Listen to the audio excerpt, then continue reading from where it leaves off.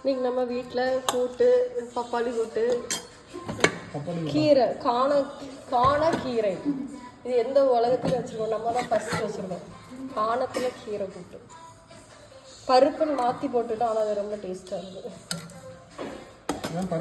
அப்புறம் பொரிச்ச மீன் இருக்குது, மீன் குழம்பு இருக்குது, ஃபிஷ் ஃப்ரை இருக்குது, நாட்டுக்குள்ளே மீன் குழம்பு இருக்குது. இன்னைக்கு டயட் நாங்கள் இவ்வளோ தான் சாப்பிடுவோம்.